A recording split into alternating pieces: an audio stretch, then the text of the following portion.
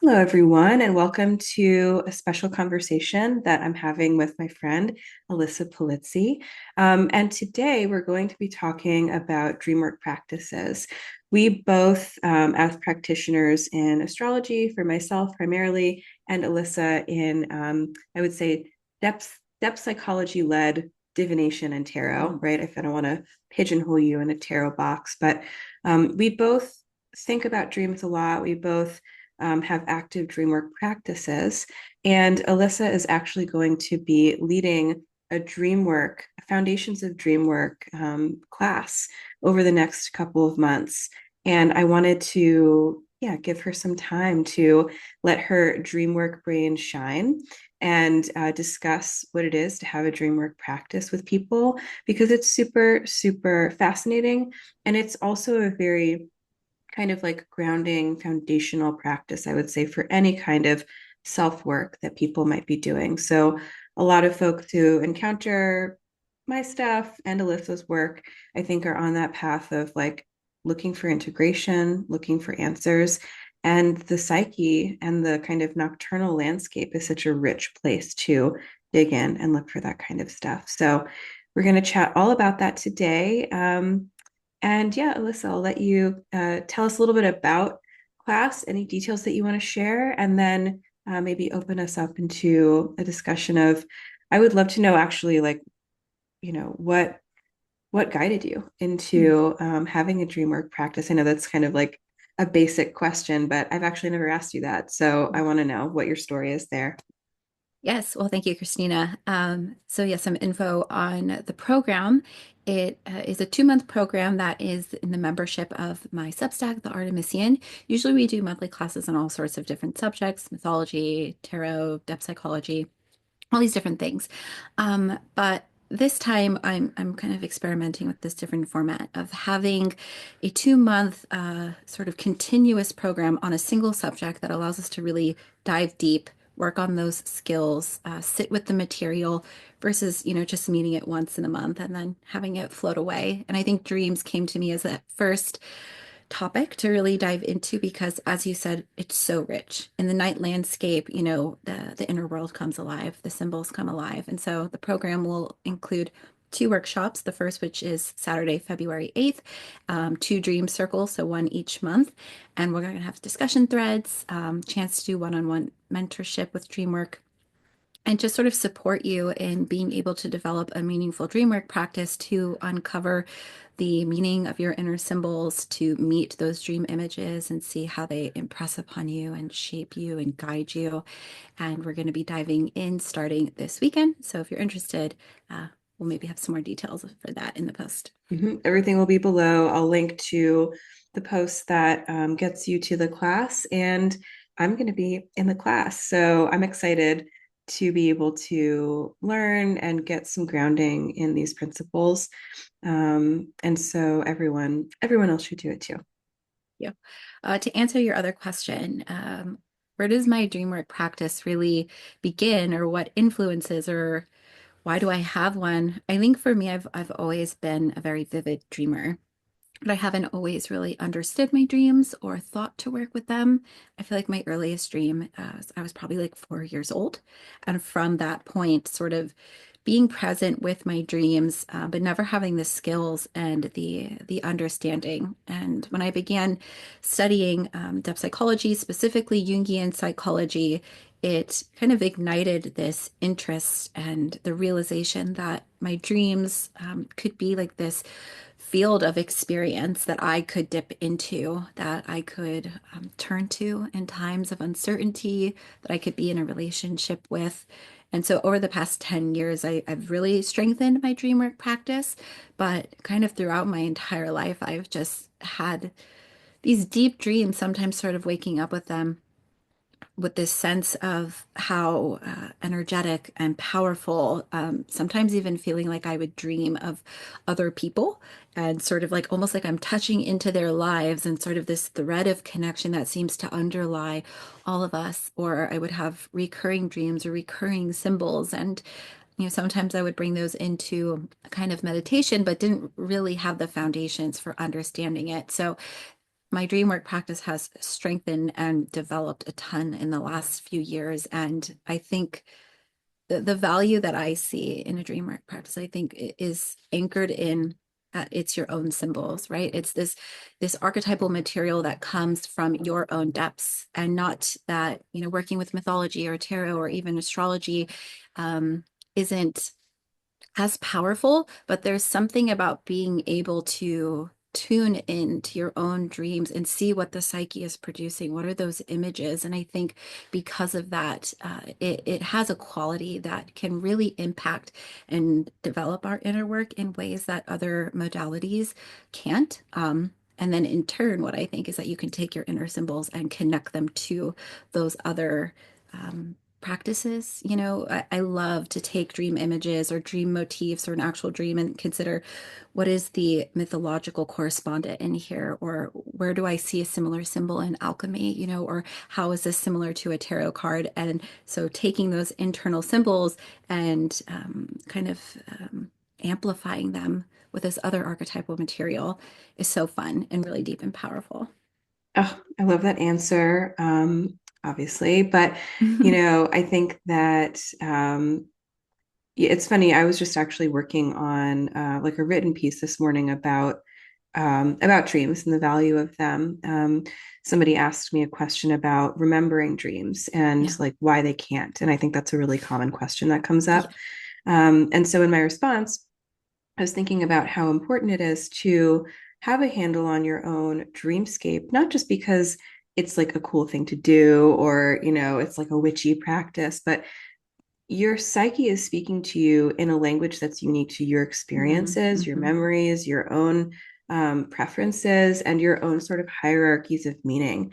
And Yeah. if you don't like pay attention to that, I think that's when a lot of stuff gets like lost or Yeah. ignored even, which can then devolve into complexes or Yeah. other kinds of struggles, right? So I think Yeah. that that's a really big reason why dream work is important. But again, people often struggle to feel either like they can remember the dream or, Mhm. like a lot of people will claim to me that they just don't dream. And I'm like, no, Yeah. you're dreaming. You're just not remembering it. So I think about that a lot. Something else that you raised that's so pretty is the idea of taking these more mundane experiences from our dreams and amplifying them. I love Yeah. that term. And I think a good example of that was, for the longest time, I've had dreams of being trapped in airports. And we actually worked Mm-hmm. on this dream in Ooh. another Substack recording that we did. So I'll link that below too. Um, this dream of just like being in endless airport security lines, running through airports, not making my flight. I never get on a plane. If I get on a plane, have to get off the plane. And we connected that to the imagery and the symbolism of the Right. labyrinth mythology. And does that make my airport dream very grand? Yes. But also, there's useful kind of psychospiritual material Mm. in the idea of the labyrinth and that story and finding the minotaur and finding your way back out and all of that Yeah. beautiful imagery.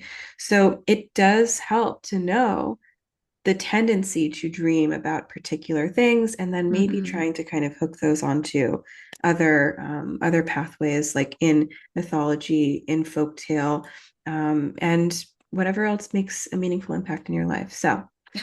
cool. Mm-hmm. Yeah, to that point about not remembering dreams, you're right. We are always dreaming, but we usually don't remember them. And what I find as a teacher and practitioner, that probably the number one reason is that we're just not paying attention to them, which seems strange because you'd think, well, if I wake up and I remember them, I'd pay attention.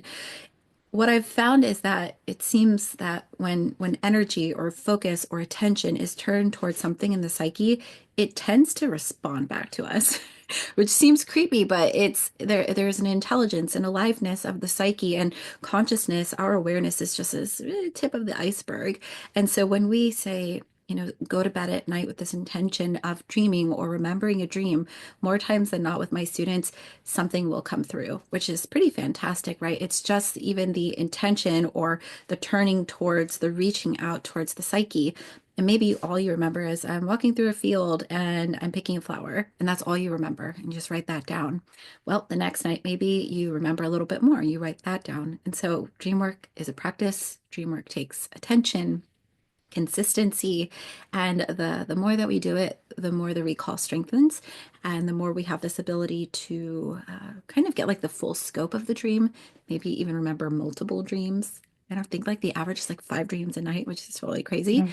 Mhm. But consistency, attention, focus is what we need to really begin that practice, and that can kind of get the images moving and get us remembering what's there. Oh yeah. I mean, and any kind of intention, any kind of just like, yeah, bringing that focus back can be really helpful.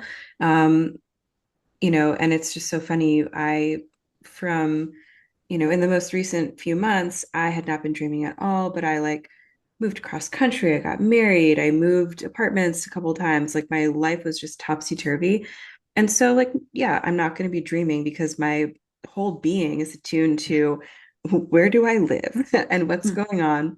Um, but as soon as I had a tarot reading with you last week, I started dreaming again. So that's actually a really good endorsement for everyone to take this class. If you're feeling like you don't have a dream practice, you might actually just by coming into contact with Alyssa. So this is special.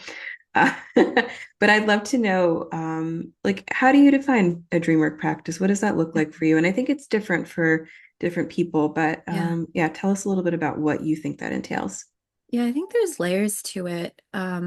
I think the the title of dream work alone does imply some sort of action or interaction, maybe is the better word for that.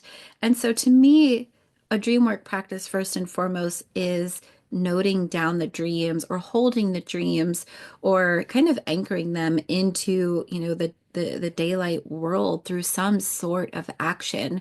And what's really interesting, and I think this is just the nature of tapping into unconscious material, is that if we don't write the dreams down, if we don't try and, put pen to paper, we will lose those images very, very quickly. You Mhm. might wake up, recalling a dream, but by the time it's 2 o'clock in the afternoon, it's totally left your mind. And so there's a slipperiness to those images. They're very mercurial, shape shifting, kind of want to vanish into thin air and then come back again. And so the engagement with dreams, I think, is part of my definition of dream work. And then there are these different approaches once we have that dream. For me, my practice is informed first and foremost by Jungian psychology, and that sort of views the dreams in engagement and in service to this unfolding of our becoming, our individuation, which is really like becoming our whole self, integrating the aspects of ourself that we've yet to find and discover,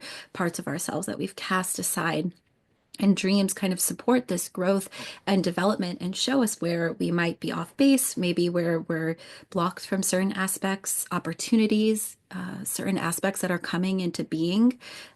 There's a whole kind of myriad of different ways that Jungian psychology looks at it, but it's very much in service to the development of the psyche, or the way in which the psyche kind of keeps us in balance, self-regulates, keeps us kind of moving forward. So for me, I turn to dreams a lot to support this process of inner work, of when I'm struggling, even like kind of creatively with a project, when I feel like I don't know what to do, I'll often try to incubate a dream and see what kind of images and symbols come up and how that kind of serves to deepen this experience.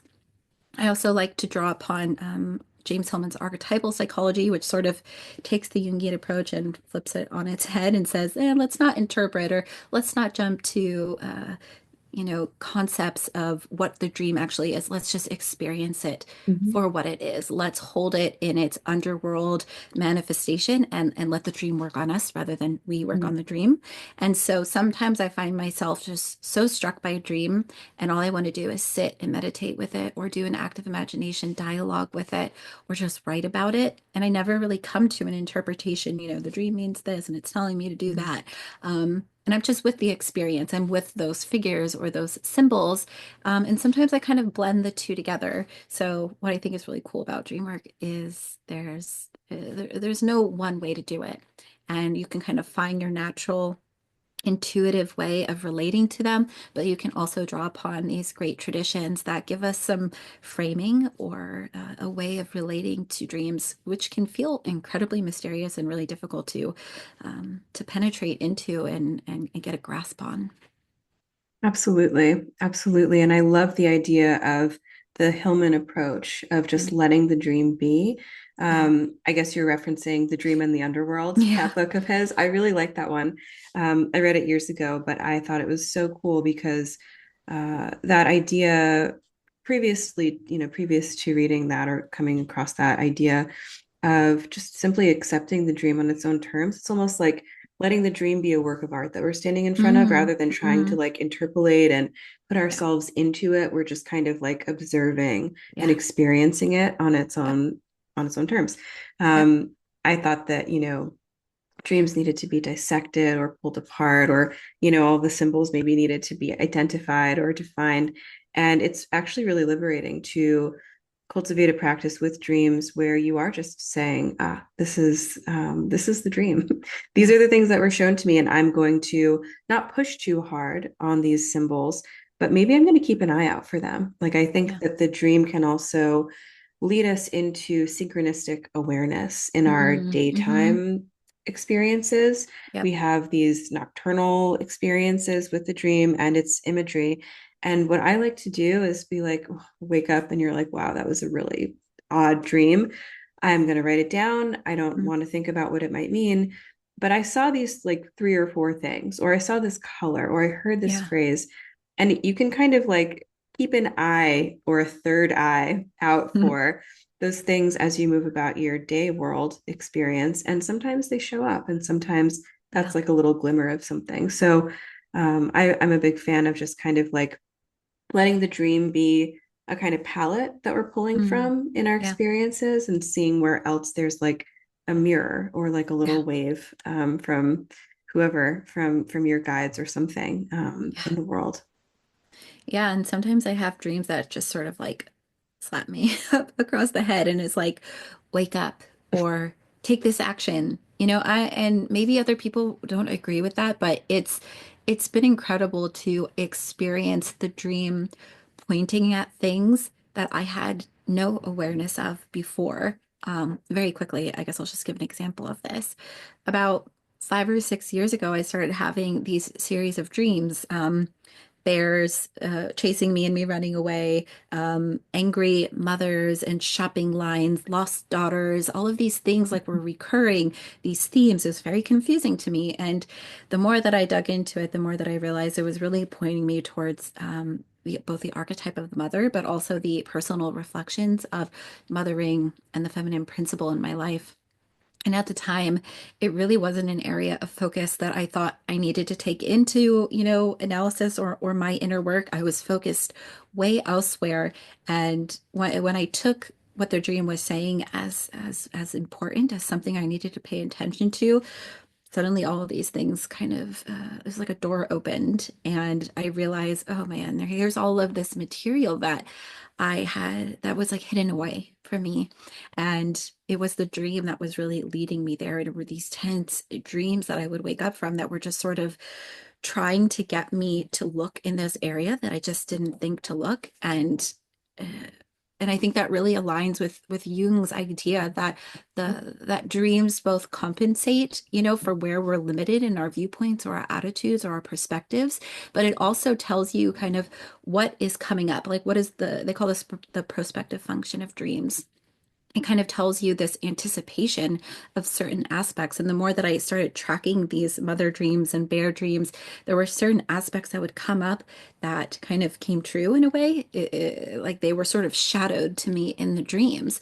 And so there's this incredible ability that I see of dreams to align with this flow of like the becoming of our spirit and soul of individuation. And if we can align with them, and be guided by them, it actually can support us in this process where otherwise I would have been kind of stuck or left in the dark, or there'd be all of this area of my inner self that went unexplored and probably it would have burst out of me in some other, shadowy way. And I have the dream to thank for that, and that I Mm. hold very tenderly. Oh, that's all so beautiful. And I'm like, it's just such a great portrait of what the dream that seems random, but is persistent Yeah, yeah. can show us, right? It's Mm, so cool. mhm. And it's so funny. As soon as you said like bear, I was like, this is a mother thing. And I was like, why am I thinking that?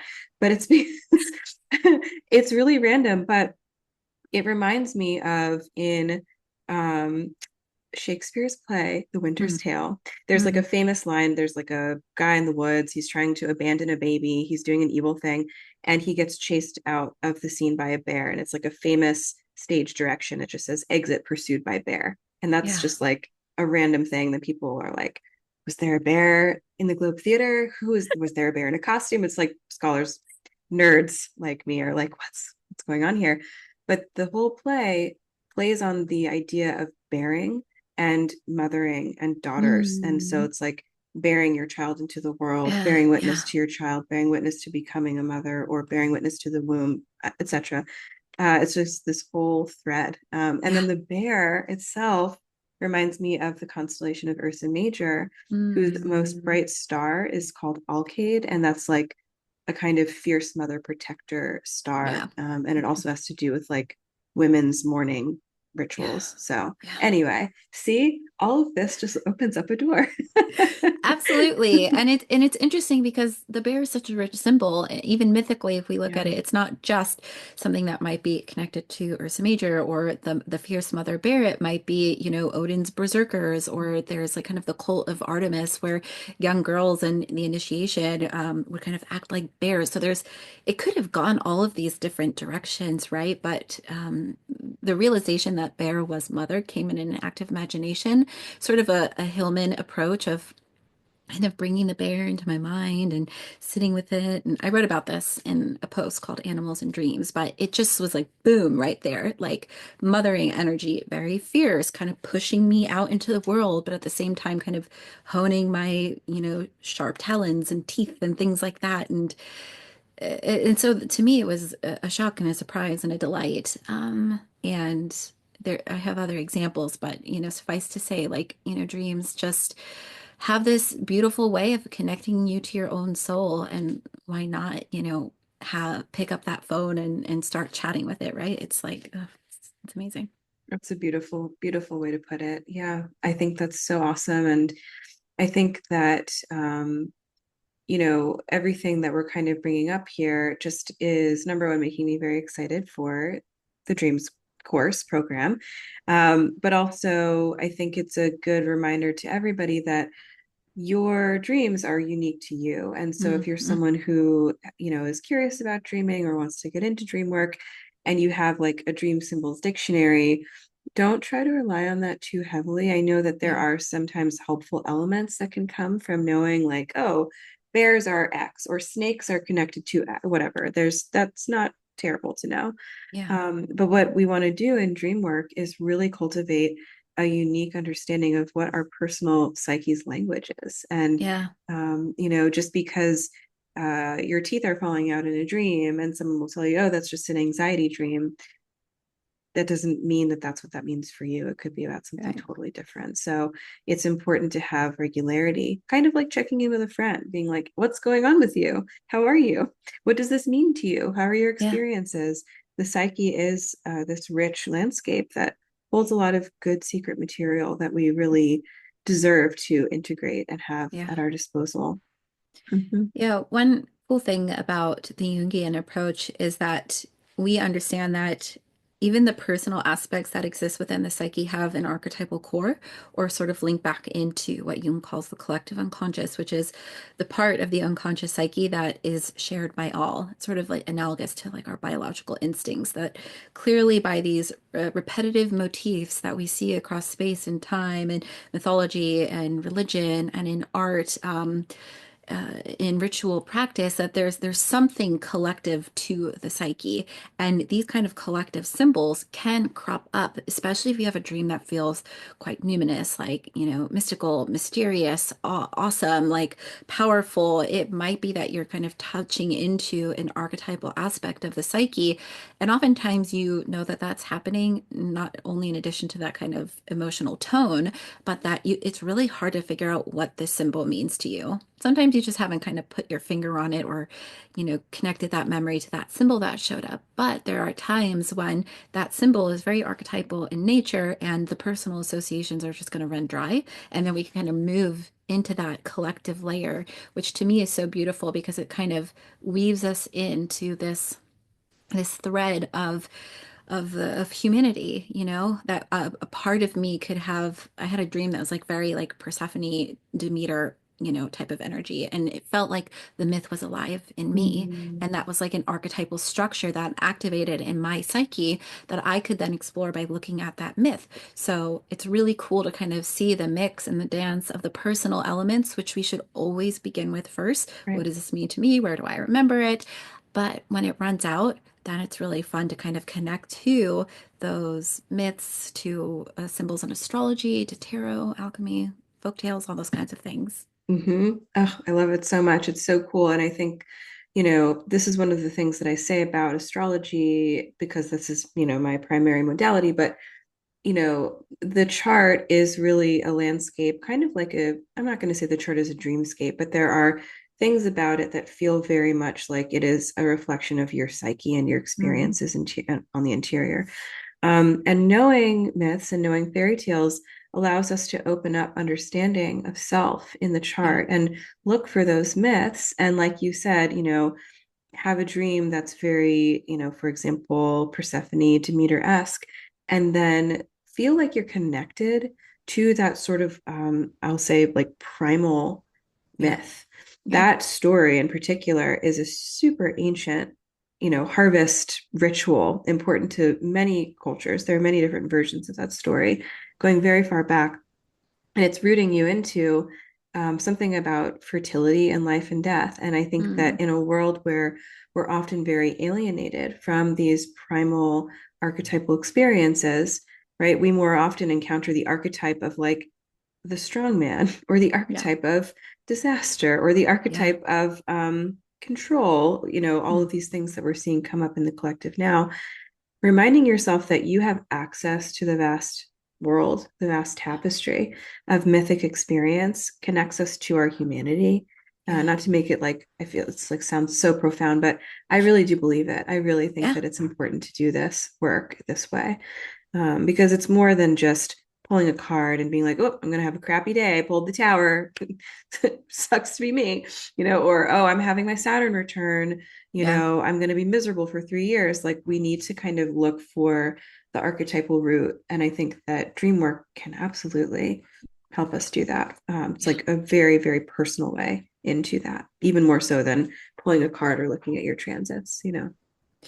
Yeah, that's why I think it can be so profound, or maybe as like an adjunct to working with your natal chart or, being an avid tarot practitioner, like working with your symbols and then finding, say, those archetypal roots. Like there's just nothing quite like it. Absolutely. Oh my goodness. Yes. So this is all wonderful and exciting. And I think that, you know, I believe that this is maybe a lovely resting place for us to kind of say, come to Dreams class, come hang out with me in Dreams class.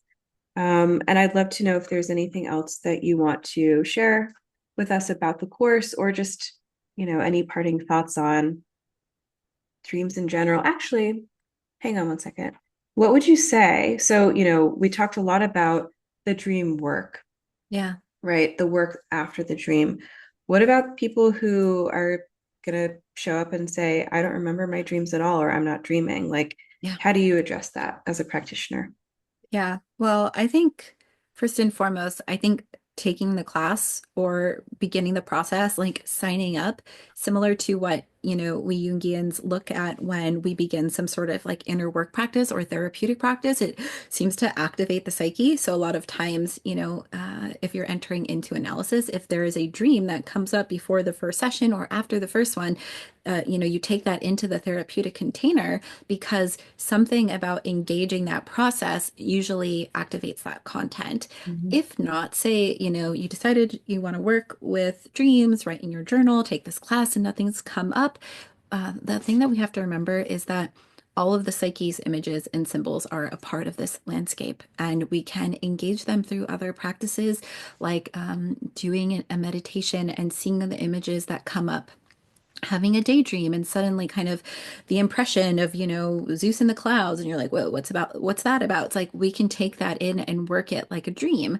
Or it's possible that even you have these kind of symbolic impressions in the body. We can take those sensate impressions and work those like a dream. You could pull a tarot card and work that like a dream. I think you could probably do something with your chart, whether you wanted to look at a particular placement and kind of work that similarly. So there's places to begin. But what I'll say, or what I'll just say once more, is that pay attention. Don't jump out of bed after you wake up. The dreams are lingering with you the more that you move, which is so interesting. But yes, the more that you move, you get up and go grab your cup of coffee, you're probably not going to remember your dream. Whatever is lingering there, hold it, write it down, even a key word. And oftentimes, if you sit there long enough with that dream content, recall might strengthen in that moment and you might get something else. So give that space for the dream. And if not, we can bring in some of that other symbolic content and work it until the dreams start producing. It's a great answer. I love that idea of even taking the daydream or like the kind of impressions of the body and trying to do the same sort of practice with them, which will be revealed in dreams class. So I look forward to deepening my practice and, hopefully returning to a dream world myself. Had a really strong dream after we met for a session, and then it's just been like little glimmers here and there. But Yeah. I think I'm just settling back into life as I can understand it, and it will return to me. But yeah, I'm excited for that. I always also like to recommend a practice for lucid dreaming to Mm, people and that sounds like intense, but if people tell me that they don't dream, my favorite dream work trick to get into the dream, if you want to do it at night, is to simply kind of like, be relaxed, be in bed, and in your mind's eye, imagine your hand. I got this from a book when I was a teenager. I have no idea what the book was, but I got a book on lucid dreaming from like Borders, and I was having nightmares and I couldn't stop having mm, nightmares at the end of high school. yeah. Good times. And so lucid dreaming actually was really helpful for me. So, Interesting. Yeah. right. And for those of you who are like, what's that? It's when you go into a dream and you're aware that you're dreaming and you have Yeah. more control over the environment, basically, Yeah. of the dream. And you can kind of stop things from happening or you can change dream dynamics. It's very interesting. But to get into a dream, this book told me to, imagine my hand in my mind's eye. And so, like, it has to be your hand, not just a hand. So, if you wear jewelry, if you have Yeah. manicure, I have like a weird freckle on the inside of my pinky, very strange. So, like, this is Yeah. my hand. Yeah. And, with your eyes closed, imagine counting down on your fingers 5, 4, 3, 2, 1 over and over Yeah. again. And eventually, and this might take a few nights of practice, but eventually you fall asleep dreaming that you're counting on your hand. And Mm, then you cultivate this awareness that you are in a dream because you know yeah. that you fell asleep counting on your fingers. And it sounds kind of wonky, but it does work. It worked for Yeah. me. And so if those of you who are tuning in and you're still like not convinced, you're like, I don't dream, try that tool and see if it does anything for you because it might. You never know. So that's my trick. I'm gonna try that tonight. Do it. Let me know. Cool. All right, awesome. So all of the info for the course is going to be down below in the body of this post. And Alyssa runs a fantastic Substack called the Artemisian, which has, just tons of amazing resources on tarot, on divination, dreams, depth psychology. It's a fantastic learning resource. It's just such a worthwhile investment in the subscription that she offers. So everyone should definitely check that out as well. Thank you, Alyssa. Thank you, Christina. Cool. All right. Bye, everyone.